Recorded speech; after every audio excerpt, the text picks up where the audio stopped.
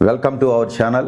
ప్రస్తుతం ఏపీ ఎలక్షన్లలో పార్లమెంట్కి మరియు 175 అసెంబ్లీ నియోజకవర్గాలకి ఎలక్షన్లు జరిగిపోయినాయి.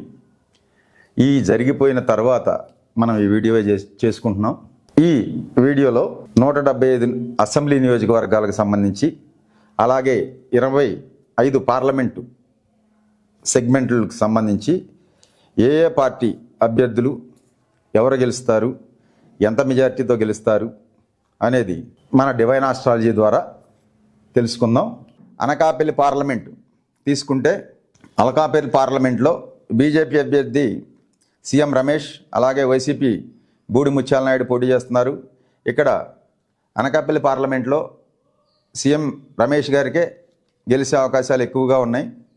ఇంక రెండోది అసెంబ్లీ నియోజకవర్గాలు తీసుకుంటే చోడవరం కరణం ధర్మశ్రీ గారు 2000 ఓట్లతో గెలుస్తారు వైసీపీ అభ్యర్థి.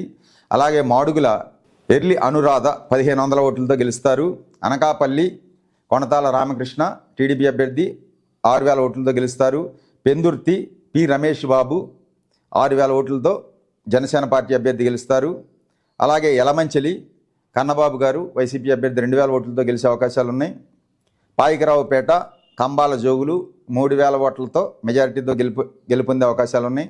అలాగే నర్సీపట్నం టీడీపీ అభ్యర్థి చింతకాయల అయ్యన్న పాత్రుడు 3 నుంచి 6000 ఓట్లతో గెలిచే అవకాశాలు ఉన్నాయి. ఇది అనకాపల్లి పార్లమెంటు పరిస్థితి. సో ఇక్కడ అనకాపల్లి పార్లమెంటు మాత్రం కూటమికి వచ్చే అవకాశాలు ఉన్నాయి. మీకు నా డివైన్ ఆస్ట్రాలజీలో తెలియజేసేది ఏమిటంటే 25 పార్లమెంట్లు స్థానాల్లో వైఎస్ఆర్ కాంగ్రెస్ పార్టీకి 20 పార్లమెంటు స్థానాలు గెలుస్తుంది. ఎన్డీఏ కూటమికి 5 పార్లమెంటు స్థానాలు గెలుస్తుంది. అలాగే 175 అసెంబ్లీ నియోజకవర్గాల్లో వైఎస్ఆర్ కాంగ్రెస్ పార్టీ 123 అసెంబ్లీ స్థానాలు గెలుస్తుంది. అలాగే కూటమి అభ్యర్థులు 52 అసెంబ్లీ స్థానాలు గెలుస్తారని నేను తెలియజేయడం జరుగుతుంది. సో ఇక